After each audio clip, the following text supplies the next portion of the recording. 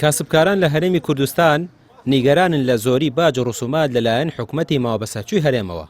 چاکسازی لە سیستەمی باج دەکەین و دەبێت دادپەروەری لە وەرگرتنی باج جێگیر ببێت. بە جۆرێک کە بەشێکیان ناچار بوون واز لە کارەکانیان بهێنن. ئەوان داوا دەکەن سیستەمی باج بە پێی یاسا ڕێک بخرێت و هاوتای عێراق بکرێت. هەروها بە پێی داهاتی کاسبکاران مامەڵە بکرێت. لە کاتێکدا موچە نییە، هەلی کار کەمە، بازاڕیش سستە، حکومەت بەردەوامە لە زیادکردنی باج. ئەمەش ناڕەزاتی توندی لێکەوتۆتەوە. کاکە خەڵک هەر ناوێرێ خانوو بفرۆشێ و خانوو بکڕێتەوە.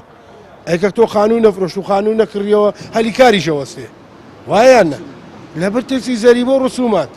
کابراچێ خانوویەکە فرۆشێت مەسەلەن 100 مەتر 2 میلیۆن ڕسومات بات. ئێوەی بۆ چییە؟ نایەوێ. کابرا دوکانێکی و من دوکانێکم لەویا قایچیەکە وەڵی بەسەر چاو زەریبە ئەدەم بەس با بە پێی یاسا بێت کەم بێت وەلەو یاساییە بە پێی یاسا دایانەوە بەڵام با پێێنەوە پیایە مەسەرەن ئای چۆن ئەرە وڵا کاکە ڕەچای ژیانی خەڵکن کابرا ڕۆژە 20,000 30,000 پیاکە مەقول نییە 10,000 زەریبە با ڕۆژانە.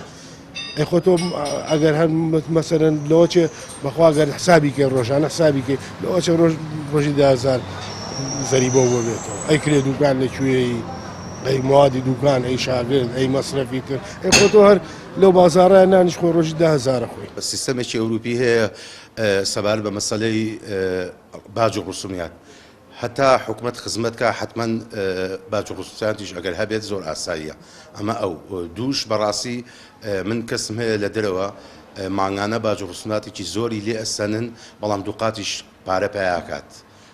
وەکو ئێرەش بەڕاستی وەکو کوردستانی خۆمان چەند ساڵێکەوە بە تایبەتی لەم ئاخیرانە باج و ڕسومیات هەتا بڵێ زۆرتر بووە و زیاتر بووە بەڵام زۆر شوێنیشێ دەستبەرداری بووە. خۆم یەکێکم لەوانەی کە تەواوی تر ئەمە لەم بە ئیشەکە نەماوە و زۆر جاریش ئێمە چەند جارێک چەند قسەمان لەگەڵ برادرانی سەحە و برادرانی ژووری بازرگانی کردووە هەر ئەڵێ ئەمڕۆ ناسبێت چاکەکرێت و تا ئیلاخری. لە بەرامبەر ئەم دۆخەدا کاندیدێکی کۆمەڵی دادگەری کوردستان بۆ ئەنجومەنی نوێنەرانی عێراق ڕایگەیاند هەوڵی تەواو دەدەن بۆ ئەوەی باج و ڕسومات هاوتای عێراق بکرێت. قانونی زەریبەی عێراقی زۆر وازەحە لەبەرەوەی قانونێکی اتحادی و داهاتەکە بێ بگەڕێتەوە بۆ بەغدا بۆیە مەفروض وایە هەمان زەریبە کە لە بەغدا و لە وەسەط و لە جنوب هەیە هەمان زەریبە لە هەرێمی کوردستان هەبێ. بۆیە یەکێک لەوانەی کەوا بەڵێنمان داوە کە ئەچینەوە بەغدا ئەگەر خوای گەورە بیکا بەنسیب ئەوە یەکێک لەو کارانەمان کارکردنە لەسەر هاوتاکردنی زەرایب و ڕسوم لە نێوان هەرێمی کوردستان و بەغدا بۆ ئەوەی غەلای مەعیشی بە هەمان شێوە تەخفیف ببێت چۆن لە محافەزاتی وەسەط و جنوبات تەخفیف بووە. بۆیە هەر یاسایەک پێچەوانەی یاساکانی عێراق بێت لە فەرزکردنی زەریبە دەرگای مەحکەمەی ئیتیحادی لێگرین.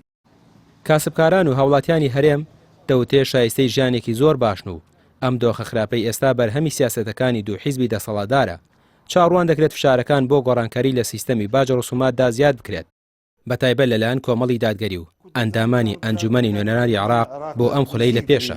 ئێمەش لە کۆمەڵی دادگەری بە ژمارە 285 بەشداریمان کردووە و دەمانەوێت نوێنەرایەتێکی ڕاستەقینەی دەنگدەرانمان بکەین و وەکو هەمیشە لە سەنگەری خەڵکی ستەم لێکراوی خۆمان دابین و ڕامیار عوسمان کەناڵی پێام سلێمانی.